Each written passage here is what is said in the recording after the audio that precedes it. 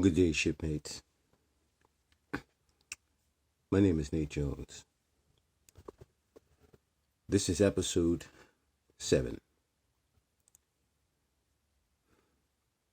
I'm going to be doing some reflecting with you for just a brief moment.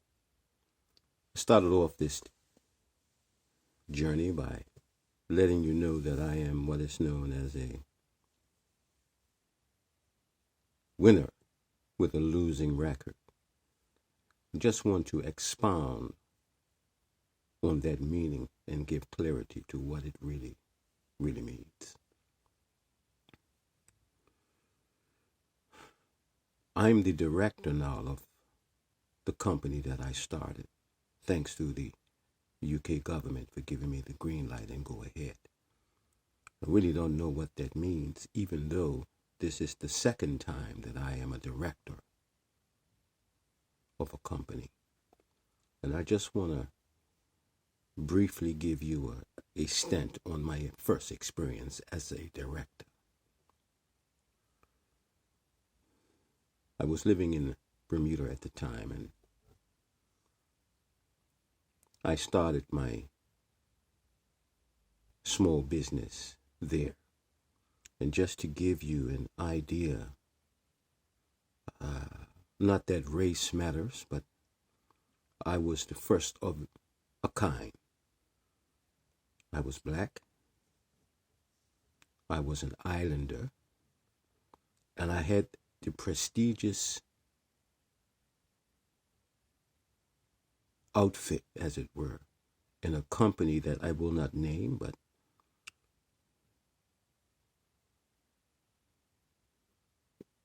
it was a one-time-in-a-lifetime opportunity. As a regional director, I was responsible for all of India, all of the Caribbean islands, and Bermuda. Now, if you look at that region, you know that's a vast region. My business was the sale of a system that I still to this very day believe in, and I love what I was selling, believed in what I was selling, even to the point to this very day. I lived by that system that I was selling. And I was the only one that could sell these systems in all of the said countries that I just named: India, the Caribbean, Bermuda. No one could buy that system except through me. And my profit margin on each one was 1,000 or better. I stood to make a lot of money. But that business was stolen from me. And I couldn't quite put my finger on just why up until here recently. Come to find out that God was not particularly fussy about that business. And I'm getting ready to tell you why. When I was in college at the time, I was taking up theology. I was a theology student. And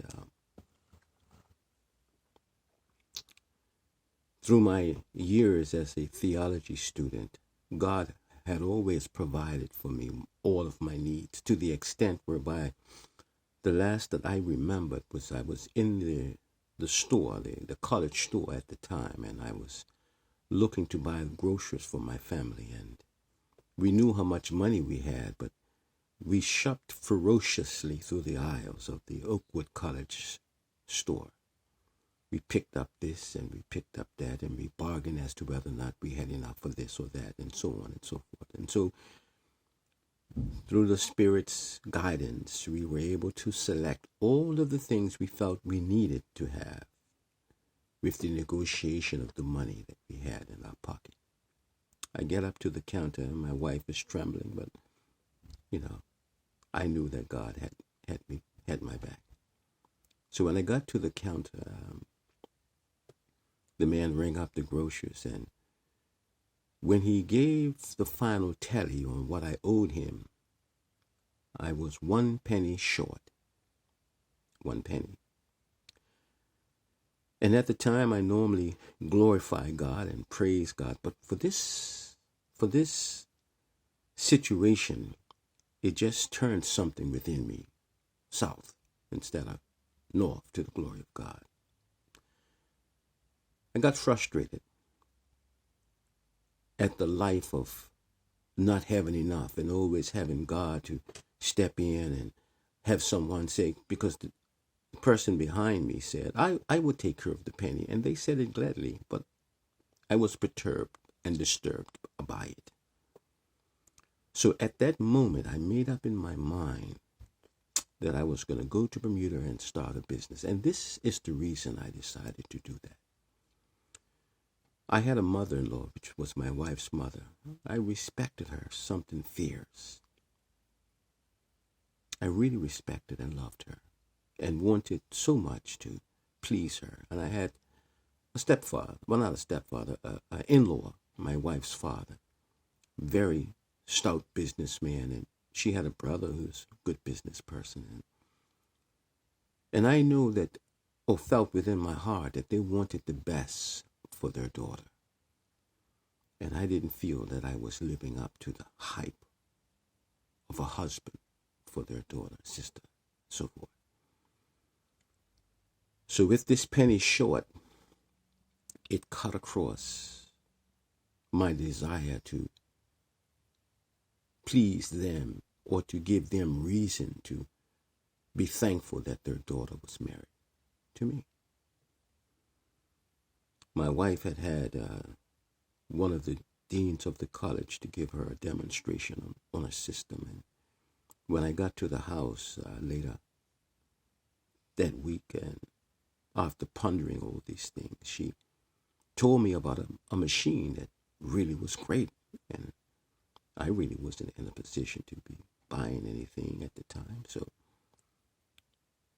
wanting to please her and wanting to show my love and support of her, I said, okay, let's take a look at it. So the salesman came back by and gave me a demonstration. To make a long story short, I fell in love with the system.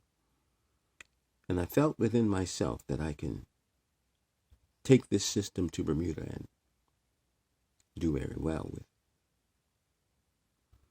To make a long story short, I did just that. But before I did that, this is where God was angry with me. And again, I didn't think about it at the time, but looking back on it, I'm kind of embarrassed to even tell you what I did, but yeah, it's done now. But anyway, before I left to go to Bermuda to start this business, I had the director of religion and theology call me in his office. Now, you have to understand, anybody who is a student of Oakwood College, now the Oakwood University, can understand this more so better than anybody. If you are a student, especially a theology student, and you're called into the office by Dr. Mervyn Warren, you know that is a prestigious situation. He calls me in his office and he says to me, I want you to go to Florida and become a chaplain there. Now, I had just made up in my mind earlier that I was going to Bermuda to start a business, and I was going to seek to prove to my mother-in-law and father-in-law and brother-in-law that I was up for the challenge of their daughter. So when he asked me to be a chaplain in Florida, I looked at him dead in his eyes, and with pride I said, no, thank you. I'm going to Bermuda to start this business. Now, I never even got a chance to look at his face. But I even now can't believe that those words came out of my mouth, looking back on the situation. But at the time, I was aggressive about doing just what I said that I was going to do. And so, of course, I went to Bermuda happily and gaily. When I got to Bermuda. Me and my family were sleeping on my sister's floor in her apartment. We didn't even have a place to stay, but I smiled within myself because I knew that I was going to start a business. I didn't have a penny to my name, but I knew I was going to start this business. And sure enough, I started the business miraculously, and in the first 3 months of business, I was rolling, made over $300,000, and the money was coming in. I had folks calling me from India and the Caribbean, but I wasn't really set up at that point to deal with them. But I was set up to be very wealthy.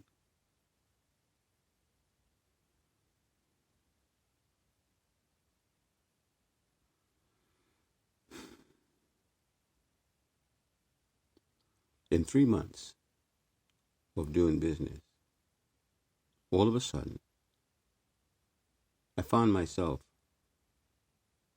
out of a job, out of a business, flat on my face.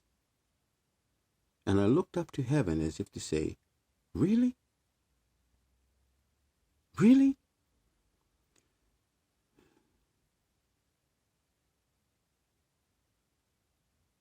To make a long story short, I couldn't quite put my finger on what in the world was happening to me and why wasn't I making headway with what my plans were. Well, through a series of bad choices, I guess, things that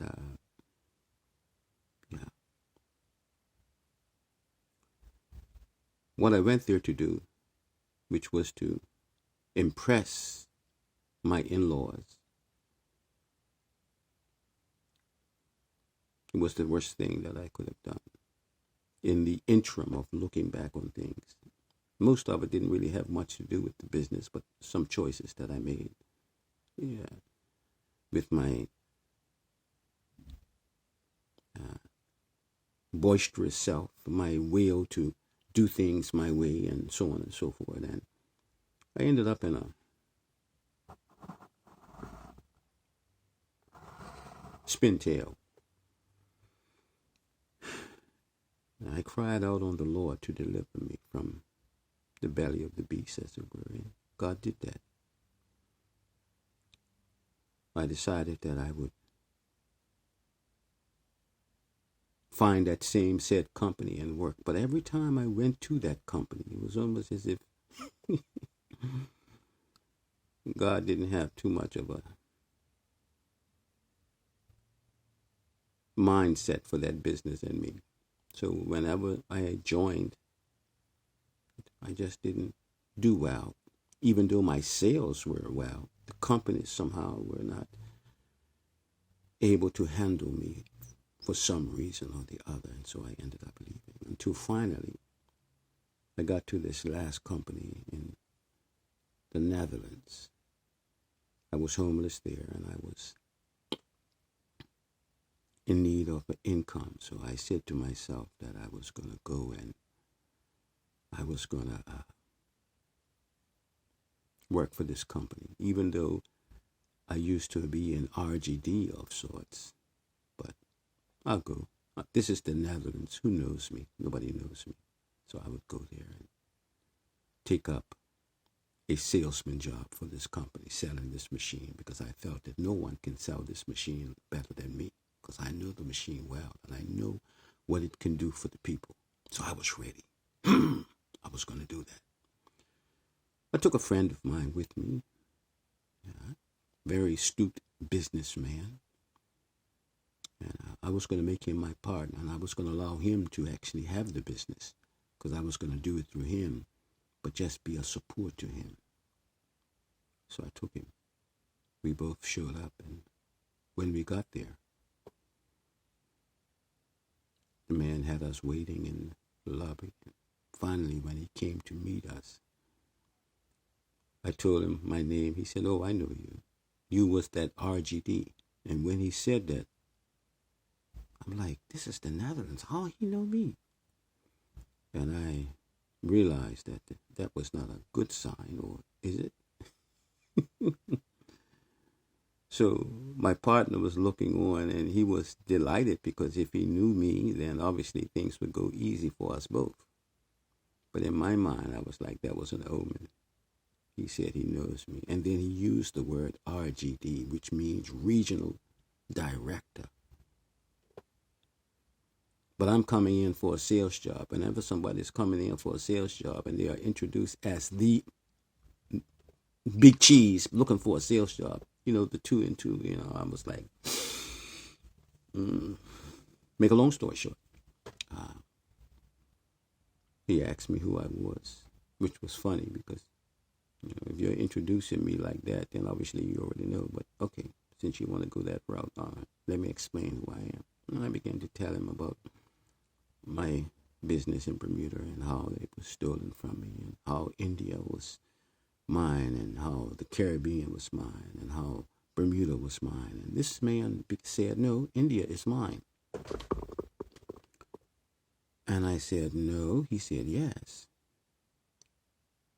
And that person you said that stole your business from you is my best friend.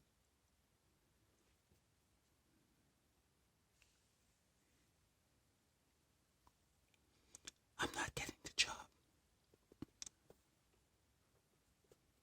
When he told me that, my heart sunk because I knew that coming here might not have been a good idea. But then he said something that rocked my world forever.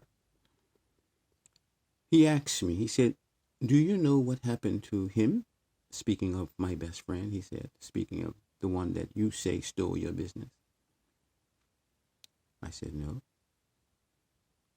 He said that he was killed. Really? Yeah. Not only was he killed, but his wife was killed. His father was killed. And his father's wife was killed. All the same day. I could not believe what my ears were hearing. You see, when this man stole my business from me, he threatened me with his Navy SEAL son. He said, if you ever try to get back at me, I will have my Navy SEAL son take her business.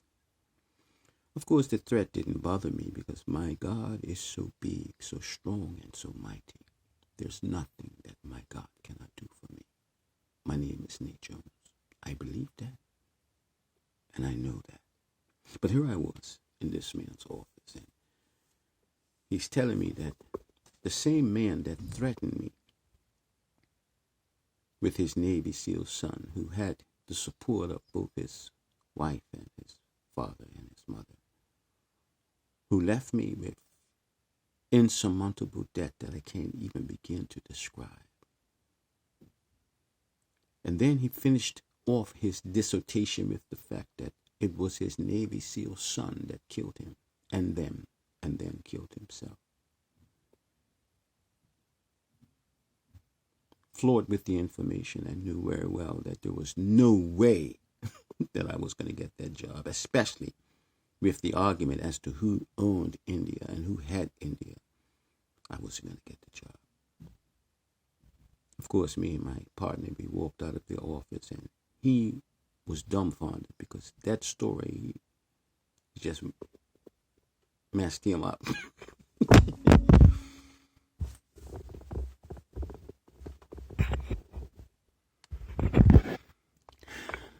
But it was only here recently when I put the 2 and 2 together and I realized that I was wrong. I chose Bermuda over Florida, and rather than be a chaplain, I was going to be a director.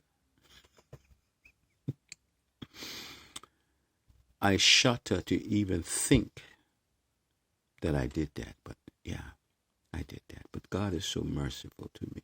So I'm so thankful for God and his humor. Here I was, yeah, I'm going to go do this. And God was like, really? So when I cried out for him, he helped me. When I asked for deliverance, he was there. And I've been going through hell and high water for the longest period of time.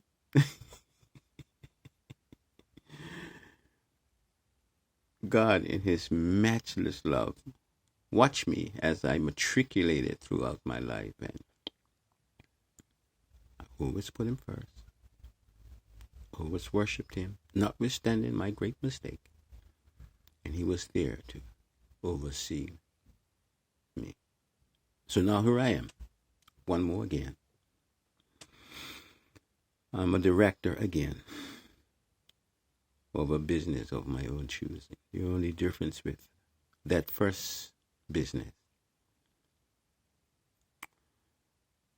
I know what I need to do. And so, putting God first, putting my ear close to his voice to hear him say, this is the way, walk in it. My business plan is erected, ready to go. I don't know what the end is going to be, but I do know one thing. I strive with all my heart and with all my mind and with all my might to do my best, both for the will of God in terms of the kingdom and for the legacy of nature.